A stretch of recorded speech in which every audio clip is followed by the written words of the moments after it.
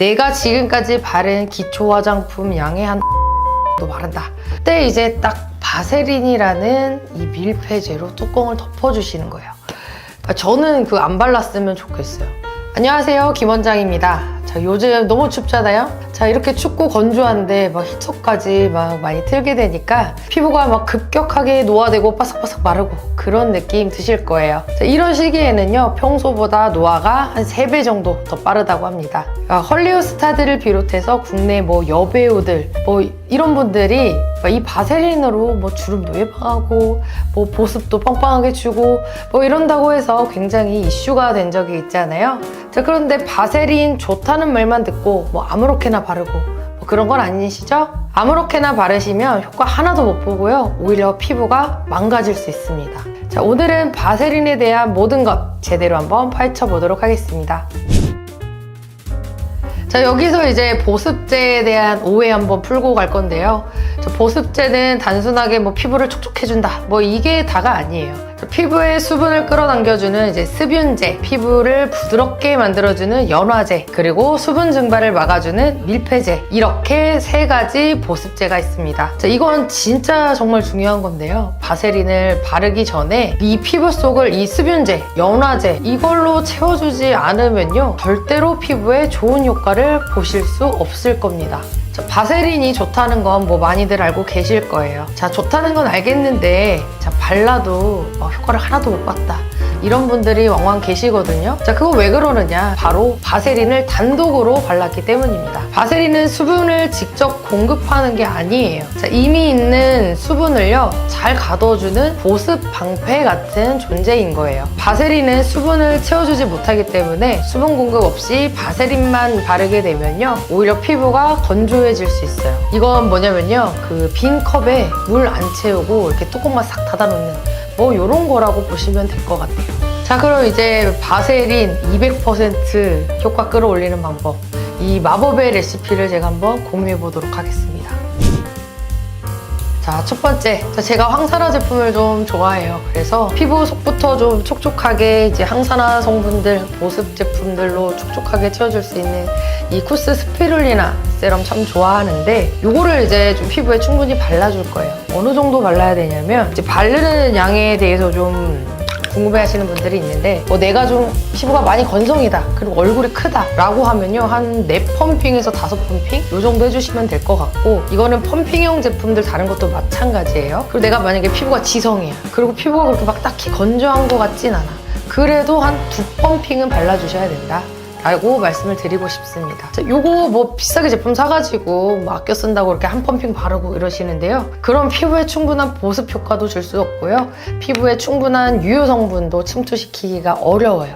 그렇기 때문에 이거 좀 넉넉한 것 같은데 싶을 정도로 발라주시면 돼요. 자, 그래서 일단 손등에 발라보도록 하겠습니다. 이게 피부라고 생각하고 일단 저는 한 펌핑만 발라봤는데, 요거를 이제 한 10초에서 20초 정도 두드리고 문질러서 흡수를 시켜줄 거예요. 자, 근데 항상 기초 제품 바를 때 이제 세럼을 발랐으면 다음 단계를 바르잖아요. 그럼 이렇게 흥건하게 남아있는 상태에서 바르면요, 다음 제품이 밀려요. 그래서 얘를 충분하게 10초, 20초 정도 흡수를 시켜주시고요. 어느 정도 충분히 흡수가 된 다음에 그 다음 단계를 발라주셔야 돼요. 자, 저는 이제 연화제로 이 시바산 메스크림, 요거 유명하죠? 요거를 바르는데 크림도 마찬가지예요. 크림도 어느 정도 발라야 돼요? 이러시는데, 보습을 준다라고 했을 때 손가락 한 2마디 정도? 요 정도 발라주시면 좀 되겠습니다. 그리고 내가 이거 발라도 건조한 것 같아, 그러면 양을 조금 더 늘려주시면 되고요. 난 이거 좀 너무 기름져서 좀 불편해 라고 하면 양을 조금 줄여주시면 돼요. 여튼 기준은 한 2마디 정도 된다는 거 알아주시면 될 것 같아요. 이렇게 충분히 두드려서 흡수를 시켜줍니다. 자, 이제 이렇게 연화제까지 10초, 20초 이렇게 두드려서 흡수를 다 시켜주시고 난 다음에요, 이 비싼 세럼, 이 비싼 크림, 요 유효 성분들이 내 피부에 참 오래 남아있었으면 좋겠잖아요. 그때 이제 딱 바세린이라는 이 밀폐제로 뚜껑을 덮어주시는 거예요. 자, 그럼 또 이제 바세린을 얼마큼 발라야 돼요? 이렇게 질문들을 하실 텐데, 내가 지금까지 바른 기초 화장품 양의 한 5분의 1 정도 바른다 라고 생각해 주시면 될 것 같아요. 저는 요 정도 될래나? 너무 많이 바르시면 안 돼요. 얘는 모공을 막을 수가 있기 때문에 한 요 정도 발라서 이제 꼼꼼하게 펴서 발라줍니다. 이렇게 되면 안에 이제 유효 성분들도 가둬둘 수 있고요. 수분도 이제 막아서 증발되지 않게 뚜껑 역할을 해줄 수 있어요. 근데 이렇게 보시다시피 이렇게 막 기름지고 뭐가 막 두껍게 올라와 있고 막 이러잖아요. 그래서 얘는 낮에 바르는 것보다요, 저녁에 바르시는 거를 좀 더 추천드리고 있어요.